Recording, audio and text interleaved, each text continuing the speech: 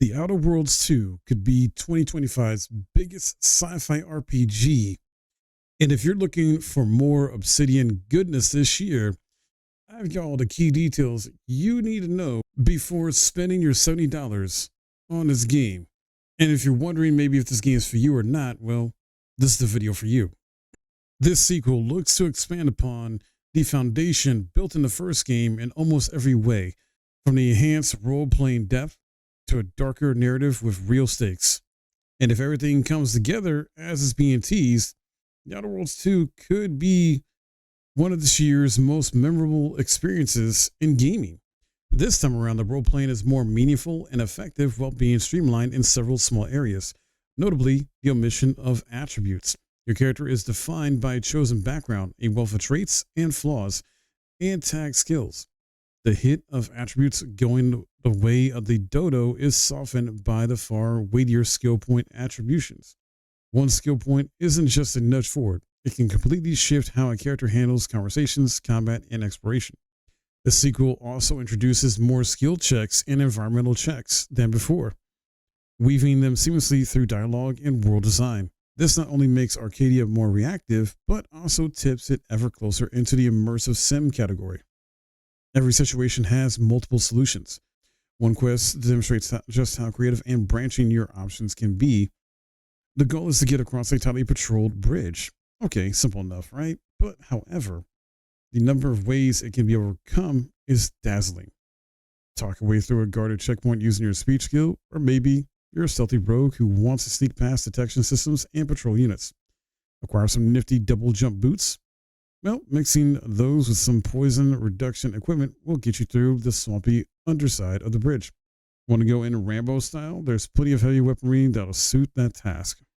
What really elevates the role-playing depth here are the expanded perks and flaws. Drawing inspiration from Fallout, the sequel boasts over 100 perks, many of them situational in nature. Flaws are also more diverse this time around, and often come with trade-offs rather than outright handicaps. The overprepared flaw, for instance, gives you larger magazine sizes but weakens your damage once those magazines are depleted. Others, like bad knees, speed up your movement at the expense of occasional cracking sounds, breaking your stealth attempt.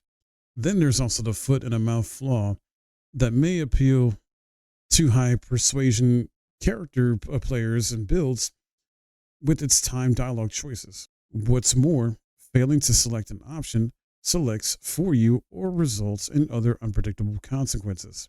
The sequel has doubled down on unpredictable creativity of its weapons and combat systems to reinforce those RPG elements.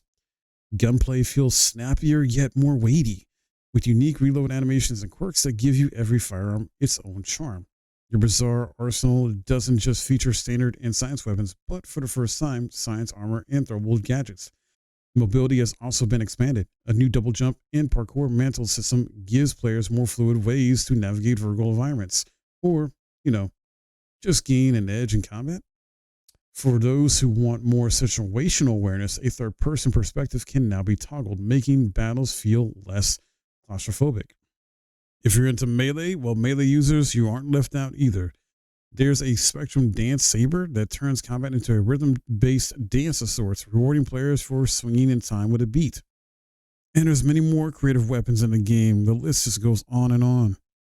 Players will be able to recruit 6 companions as well, each with their own personality, allegiances, and moral outlooks. They aren't just along for the ride. They have strong feelings about the choices you make in Arcadia, and they're not afraid to voice them. Companions seem way more reactive to the world and your choices within it than the last time. An example of what companions demand and insist upon could be a situation where you have to obliterate one of the system's settlements.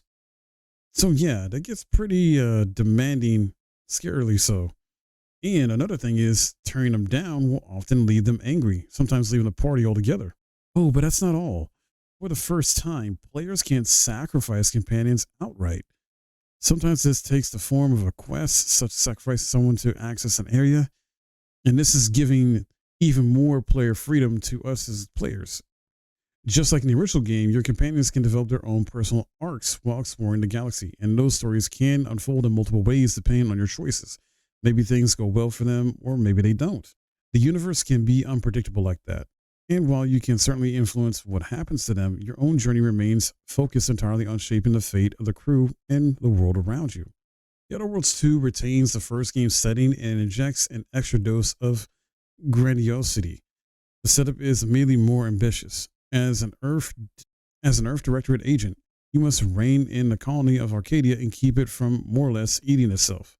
First, there's a factional war tearing Arcadia apart. Then some odd spatial rifts start popping up, escalating things even more as colonies get separated from Earth. Navigating the factional dispute while exploring the anonymous rifts are your duty as an agent of the Earth Directorate. Each of the three factions has their own distinctive philosophy, aesthetic, and brand of propaganda that sets them apart. The Protectorate faction prioritizes stability and loyalty, being the military regime that it loves to remind folks it is. Meanwhile, players of the first game will no doubt recognize Auntie's Choice, a merger between Spacer's Choice and, you guessed it, Auntie Cleo. Well, all that sloganeering from the first game has gone galactic and quite sinister, as Auntie's Choice functions as the consumer's corporate boot on the people of Arcadia. Factions aren't merely static window dressing for the world, though. They evolve and interact with the player in unique and fun ways. For example, each faction has their own dedicated radio station spewing a unique brand of propaganda between the 20 or so station-specific songs. The radio even comments on the player's exploits in real time, adding that extra juicy layer of reactivity of everything you do. Factions will occasionally swap control settlements as they vie for power, altering the look of each locale. Auntie's Choice likes to slap their mascots on windows, light posts, you name it, while Earth Protectorate prefers to keep things uniform and orderly. And this is still only, tip of the iceberg here, guys. There's extensive character builds and even more decisions and consequences you have to deal with in the game. Back to companions real quick, though, just to give you a little more details on them. There's Niles, another Earth Directorate recruit torn between duty and defection. Inez, a former experiment from Auntie's Choice with a grafted combat edge and a moral core. Aza, a chaos-loving Rift worshiper with a taste for violence and room to grow. Marisol, a stoic killer from the Order of the Ascendant with calculations to settle. Tristan, a walking tank and a judge from the Protectorate looking to dispense justice or redefine it.